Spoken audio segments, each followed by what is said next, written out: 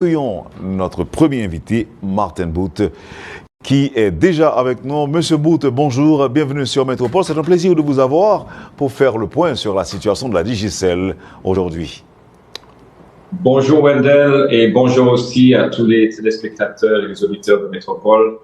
Je suis content d'être là pour pouvoir expliquer un peu ce qui se passe à la Digicel. Vous avez sûrement entendu les rumeurs. On parle même de l'acquisition de la Digicel par une autre compagnie, par une compagnie américaine ou par un consortium américain en raison des dettes de la compagnie. Quelle est la réalité? Très bien, merci Wendell. Donc, effectivement, la Digicel, le groupe Digicel, à travers les années, avait accumulé plus ou moins 4,7 milliards de dollars américains de dettes. Cet argent était principalement destiné aux investissements qu'on a fait en Haïti, mais également dans les autres 25 pays de la Caraïbe. Nous faisons des gros investissements dans les réseaux et ce sont des investissements à long terme pour lesquels le remboursement des dettes prend un certain temps. Donc, la Digicel avait l'habitude de refinancer tous les 2 ans, 2 ans, une partie de cette dette. Ce qui s'est passé fin d'année passée, fin 2022, c'est que vu la situation qu'il y avait en Haïti avec le pays LOC, ce qu'on a vu comme blocage pendant le mois de septembre, octobre, novembre, les chiffres du groupe entier qui dépendent aussi pas mal d'Haïti ont pris un coup et la tentative de refinancer cette dette, en fait, en parlant du refinancement de cette dette avec les détenteurs d'obligations, donc les détenteurs de cette dette, on a préféré comme groupe de convertir une partie de cette dette en actions. Ça veut dire que ces détenteurs de dette qui sont avec nous depuis plus de 10 ans, pour la plupart, pour Prudential, pour Contrarian, et aussi pour d'autres qui sont peut-être moins conséquents, ils ont décidé de convertir donc une partie de cette dette en part de la société, en actions. Pourquoi est-ce que c'est une bonne chose? Parce que ça nous permet, en tant que société, de réduire considérablement la dette. Donc, on va passer d'environ 4,7 milliards de dettes à 3 milliards de dettes, ce qui veut dire que les coûts de financement annuels vont baisser considérablement, de plus de 100 millions de dollars par an, de moins de coûts de financement pour le groupe dans son entièreté. Donc ça, c'est la première bonne nouvelle. La deuxième bonne nouvelle, c'est que ce sont des grands fonds américains qui ne sont pas des sociétés de télécommunications, ce sont des sociétés d'investissement qui font maintenant partie de l'actionnariat, qui nous permettra d'avoir une assise financière plus solide et de continuer à investir, que ce soit en Haïti, mais également dans les autres 25 pays de la Caraïbe. En même temps, Monsieur O'Brien reste actionnaire de la société. Il sera un actionnaire minoritaire, mais il sera le plus grand actionnaire privé du groupe Digicel. Et il a aussi une option d'augmenter ses parts dans les 3 prochaines années, dépendant du résultat du groupe. Donc, globalement, ce n'est que des bonnes nouvelles. Ça nous a permis de réduire la dette considérablement. Il y a 3 grands fonds américains qui rentrent dans le capital de la société, qui nous permettront de continuer nos plans d'investissement et nos plans d'expansion à travers les marchés dans lesquels on se trouve. Et troisièmement, M. O'Brien reste actionnaire de la société. Et donc, l'ADN de la compagnie va continuer à être là. On va continuer à s'occuper de notre fondation, de nos fondations à travers les différents pays. On va continuer à investir dans le réseau. On va garder la même marque. On va garder les mêmes équipes de management. Simplement, on va avoir une assise financière beaucoup plus solide de ce qu'on avait dû reporter chaque fois ces refinancements toutes les X années. Est-ce que, M. Booth, vous êtes en train de nous dire que la Digicel était en faillite? Pas du tout. La plupart des sociétés de télécommunications, d'ailleurs les grands groupes du monde, ils financent leur croissance avec de la dette. Et c'est une pratique courante dans les affaires. On prend même en Haïti, on prend un prêt à la banque pour ouvrir un hôtel, pour autre chose, et c'est la banque qui fournit le capital, et au fur et à mesure, on rembourse, et parfois, on ne rembourse pas. Parfois, on restructure cette dette. On dit au bout de 5 ans, on dit, écoute, j'avais emprunté 5 millions de dollars américains pour construire un business. Je le rembourse, mais ça me coûte moins cher de réemprunter 5 millions de dollars que d'utiliser mon propre capital pour ça. Donc, la dette est utilisée partout. Donc, non, on n'était pas en faillite. On avait effectivement une dette assez importante, ça c'est sûr, qui coûtait assez cher à maintenir.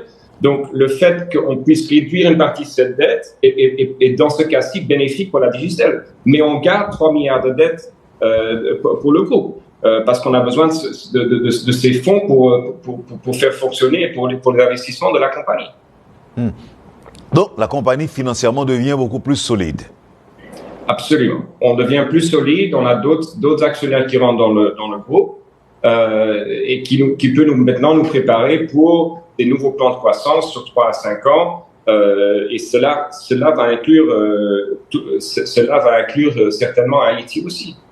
Que ce soit au niveau des produits mobiles, mais aussi au niveau de Mon Cash, qui est un produit très important pour nous en Haïti, les services financiers. Quelles seront donc les retombées de ce partenariat, ou bien sur les abonnés, par exemple? Donc, en Haïti, ça nous a déjà permis d'approuver un plan d'investissement supplémentaire sur la capacité de nos antennes à Port-au-Prince. Donc, nous avons des endroits à Port-au-Prince où la vitesse Internet n'est pas au niveau qu'on voudrait qu'elle soit. Cet investissement ce changement de structure de la dette a libéré un certain montant à travers le groupe pour des investissements, et on a pu approuver le premier investissement en Haïti, justement pour augmenter la capacité. Qu'est-ce que ça va vouloir dire dans le futur? Ça va vouloir dire qu'on aura plus de capacité d'investissement, et donc on pourra continuer à essayer d'améliorer la qualité du service, d'étendre la couverture du réseau et de continuer à fonctionner correctement. Et il y aura de nouveaux produits? Vous savez, on a je veux dire 3 produits phares. On a tout ce qui est le mobile avec les appels et puis l'internet mobile. On a l'internet fixe, fibre optique ou fibre aérienne. Et puis, on a les services financiers. Dans les services financiers, on vient de faire l'investissement d'une nouvelle plateforme. Donc, les utilisateurs vont voir dans les prochaines semaines, prochains mois, des améliorations au niveau de l'utilisation du service. Il n'y a pas un besoin énorme d'investissement dans ce secteur. Au niveau de l'Internet fixe, oui, on va continuer à investir et probablement on va finir par mettre de plus en plus de fibres optiques au niveau national. Et au niveau du mobile, le challenge est toujours de garantir une stabilité et d'avoir une capacité suffisante. Donc là, pour l'instant, on va investir dans la capacité. Le grand challenge qu'on a, c'est la stabilité et qui est malheureusement liée à la situation du pays. Et non seulement la situation sécuritaire, mais aussi au manque d'infrastructures fiables dans le pays. C'est le seul pays de la Digicel dans lequel on est obligé de générer notre propre énergie pour chacun de nos sites. Dans tous les autres pays de la Digicel, incluant la Papouasie-Nouvelle-Guinée qu'on a vendue l'année passée, la plupart des antennes sont fournies, l'énergie est fournie par les réseaux électriques. On a des génératrices en backup, on a donc toute cette complexité, le manque de routes d'accès, les challenges de vol, on est presque plié quotidiennement sur nos antennes, malgré qu'on a mis des mesures de sécurité, des gardiens, etc., au niveau du diesel. Vu que le coût du diesel est tellement élevé, on est constamment attaqué, volé partout. Donc, tous ces manques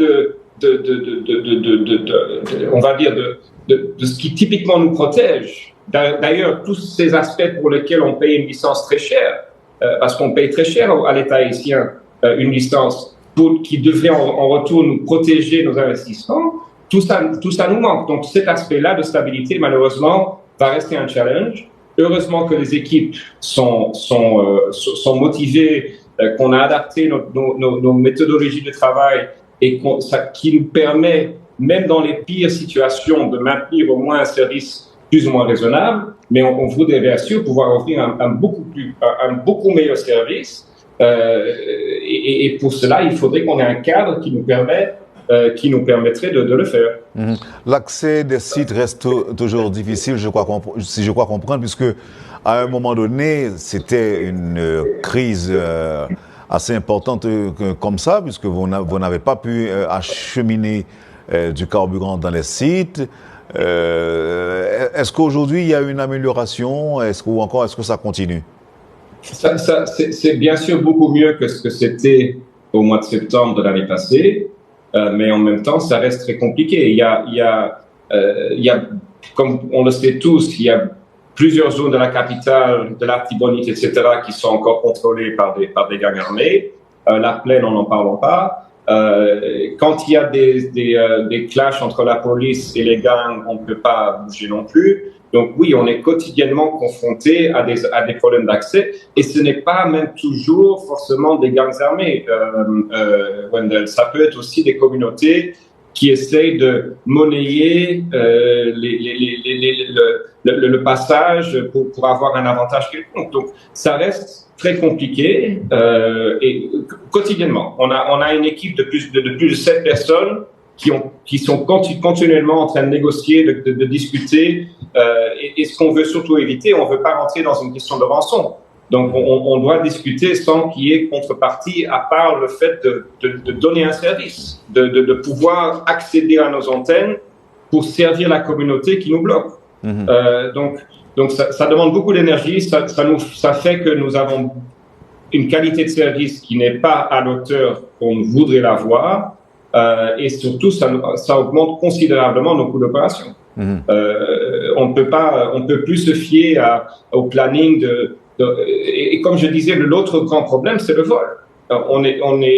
Quoi qu'on fasse sur les antennes, sur les camions de livraison et tout ça, on est constamment, comme je disais, pillé au niveau du diesel.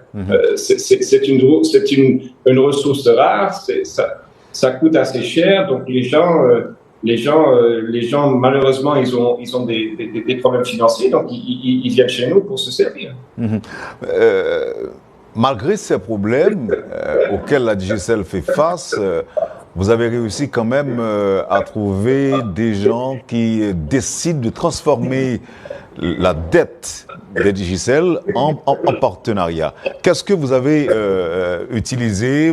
Est-ce que vous avez prétexté que la compagnie reste quand même très rentable? Sinon, ça pourrait être une autre transaction, non? Non, bon, effectivement. Donc la compagnie, malheureusement, en Haïti, elle n'est pas très rentable du tout.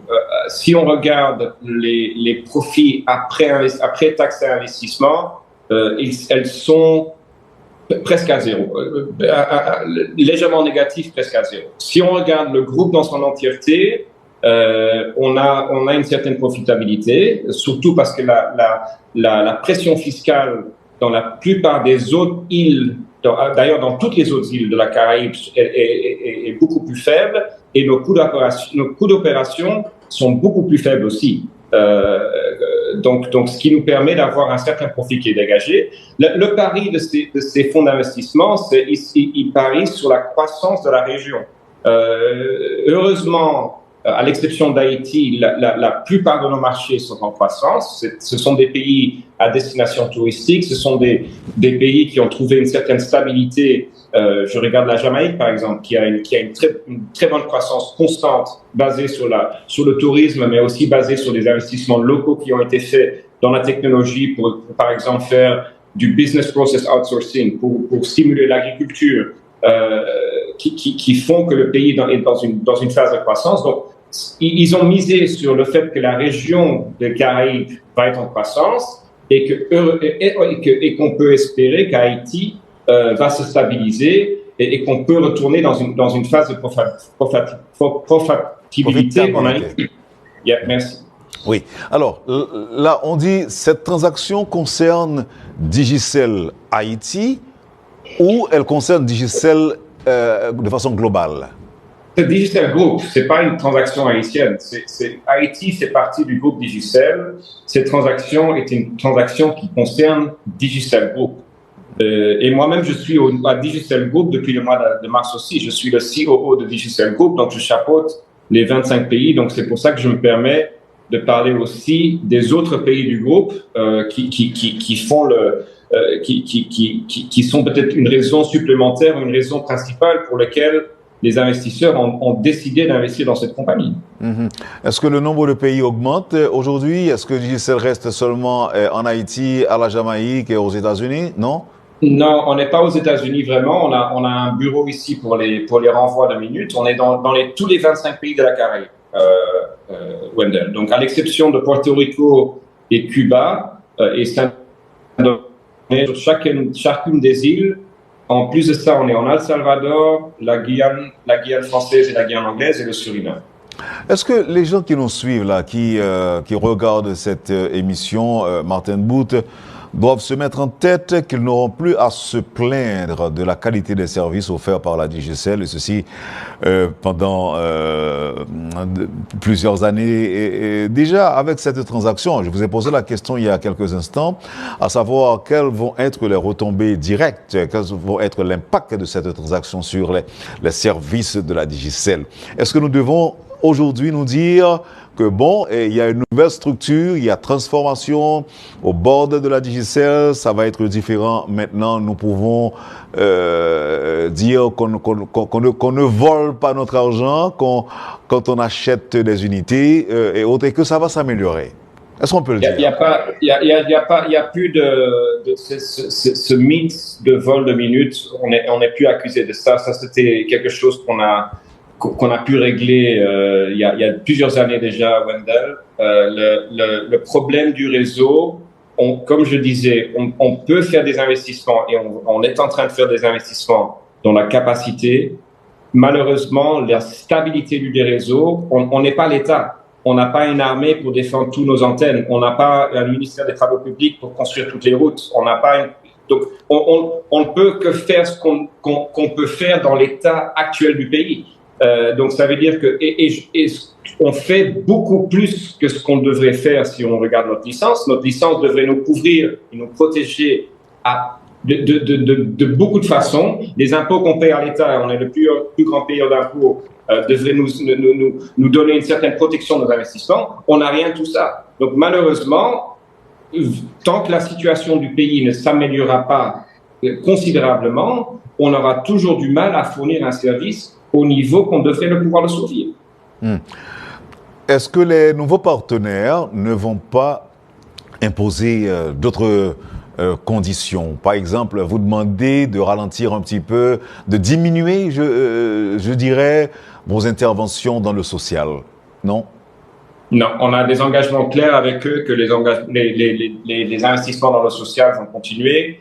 On a des engagements clairs que les investissements dans le réseau vont continuer, qu'on va maintenir notre staff, qu'on va promouvoir le staff local, tous ces aspects-là, qu'on va essayer de créer plus d'emplois. Tous ces aspects-là font partie des engagements qu'on a pris ensemble.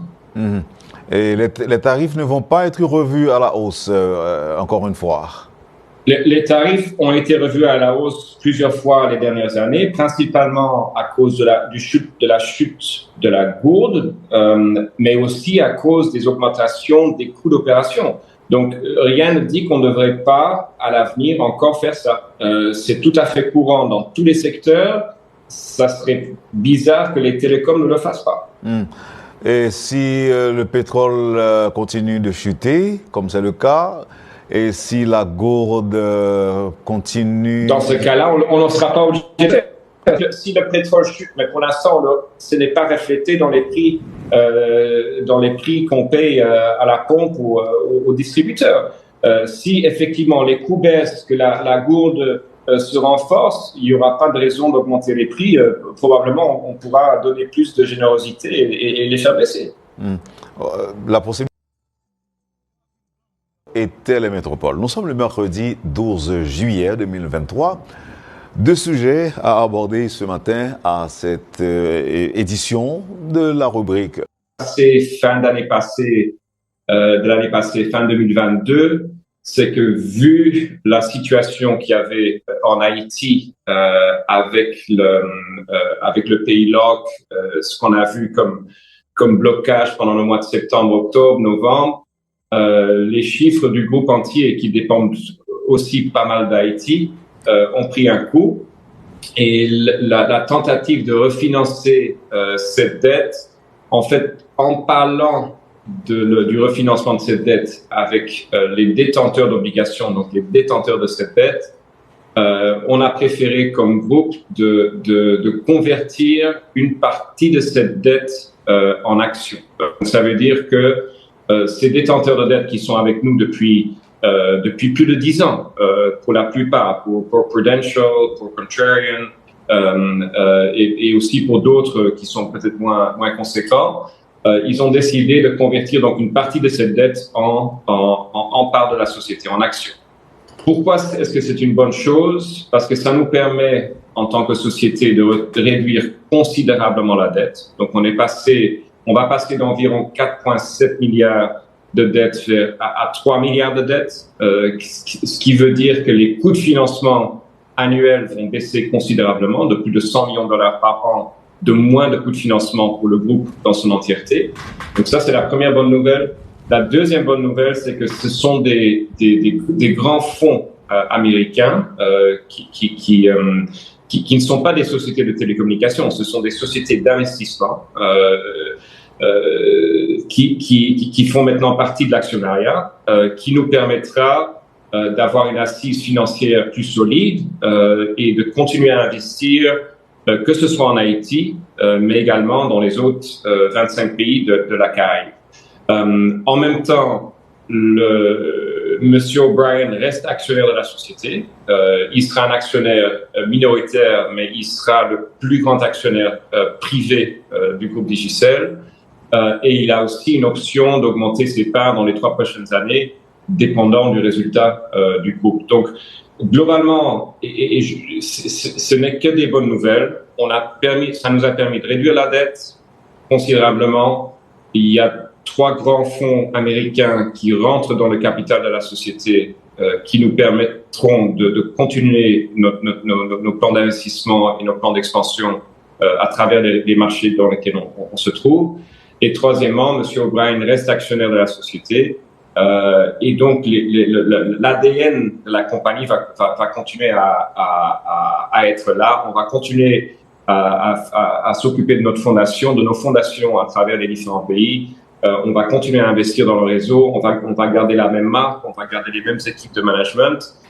Simplement, on va avoir une assise financière beaucoup plus solide de ce qu'on avait dû reporter chaque fois ces refinancements toutes les X années. Est-ce que, M. Booth, vous êtes en train de nous dire que la Digicel était en faillite? Pas du tout. La plupart des sociétés de télécommunications, d'ailleurs les grands groupes du monde, ils financent leur croissance avec de la dette. Et c'est une pratique courante dans les affaires.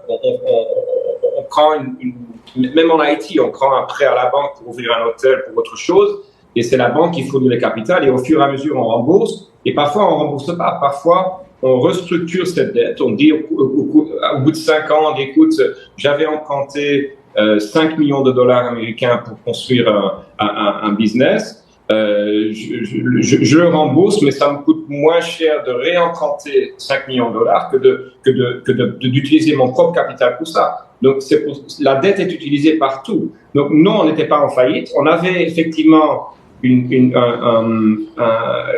dette assez importante, ça c'est sûr, qui coûtait assez cher à maintenir.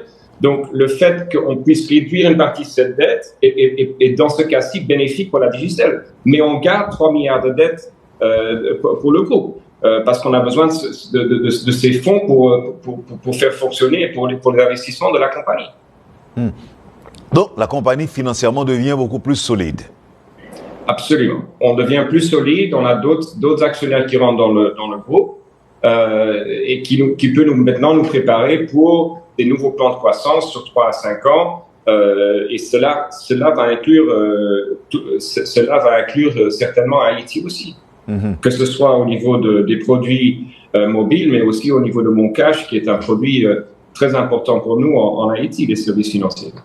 Quelles seront donc les retombées de ce partenariat ou bien sur les abonnés, par exemple?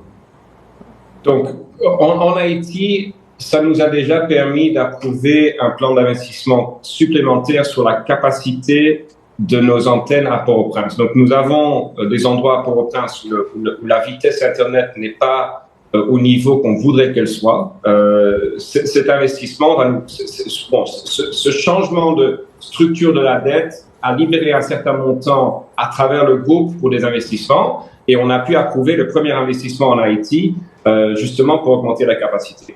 Qu'est-ce que ça va vouloir dire dans le futur? Ça va vouloir dire qu'on aura plus de capacité d'investissement et donc on pourra continuer à essayer d'améliorer la qualité du service, d'étendre la couverture du réseau et de continuer à fonctionner correctement. Et il y aura de nouveaux produits? Vous savez, on a je veux dire 3 produits phares. On a tout ce qui est le mobile avec les appels et puis l'internet mobile. On a l'internet fixe, fibre optique ou fibre aérienne, et puis on a les services financiers. Dans les services financiers, on vient de faire l'investissement d'une nouvelle plateforme, donc les utilisateurs vont voir dans les prochaines semaines, prochains mois, des améliorations au niveau de l'utilisation du service. Il n'y a pas un besoin énorme d'investissement dans ce secteur. Au niveau de l'internet fixe, oui, on va continuer à investir et probablement on va finir par mettre de plus en plus de fibres optiques au niveau national. Et au niveau du mobile, le challenge est toujours de garantir une stabilité et d'avoir une capacité suffisante. Donc là, pour l'instant, on va investir dans la capacité. Le grand challenge qu'on a, c'est la stabilité et qui est malheureusement lié à la situation du pays. Et non seulement la situation sécuritaire, mais aussi au manque d'infrastructures fiables dans le pays. C'est le seul pays de la Digicel dans lequel on est obligé de générer notre propre énergie pour chacun de nos sites. Dans tous les autres pays de la Digicel, incluant la Papouasie-Nouvelle-Guinée qu'on a vendue l'année passée, la plupart des antennes sont fournies, l'énergie est fournie par les réseaux électriques. On a des génératrices en backup, on a donc toute cette complexité, le manque de routes d'accès, les challenges de vol, on est presque plié quotidiennement sur nos antennes, malgré qu'on a mis des mesures de sécurité, des gardiens, etc., au niveau du diesel. Vu que le coût du diesel est tellement élevé, on est constamment attaqué, volé partout. Donc, tous ces manques on va dire, de ce qui typiquement nous protège. D'ailleurs, tous ces aspects pour lesquels on paye une licence très chère, parce qu'on paye très cher à l'État haïtien une licence qui devrait en retour nous protéger nos investissements, tout ça nous manque. Donc cet aspect-là de stabilité, malheureusement, va rester un challenge. Heureusement que les équipes sont motivées, qu'on a adapté nos méthodologies de travail et qui nous permet, même dans les pires situations, de maintenir au moins un service plus ou moins raisonnable, mais on voudrait bien sûr pouvoir offrir un beaucoup meilleur service. Et pour cela, il faudrait qu'on ait un cadre qui nous permettrait de le faire. L'accès des sites reste toujours difficile, si je crois comprendre, puisque à un moment donné, c'était une crise assez importante comme ça, puisque vous n'avez pas pu acheminer du carburant dans les sites. Est-ce qu'aujourd'hui, il y a une amélioration ou encore est-ce que ça continue? C'est bien sûr beaucoup mieux que ce que c'était au mois de septembre de l'année passée, mais en même temps, ça reste très compliqué. Il y a il y a, comme on le sait tous, il y a plusieurs zones de la capitale, de l'Artibonite, etc., qui sont encore contrôlées par des gangs armés. La plaine, on n'en parle pas. Quand il y a des clashs entre la police et les gangs, on ne peut pas bouger non plus. Donc oui, on est quotidiennement confronté à des problèmes d'accès, et ce n'est pas même toujours forcément des gangs armés, Wendell. Ça peut être aussi des communautés qui essayent de monnayer le passage pour avoir un avantage quelconque. Donc ça reste très compliqué, et quotidiennement, on a une équipe de plus de 7 personnes qui sont continuellement en train de négocier, de discuter, et ce qu'on veut surtout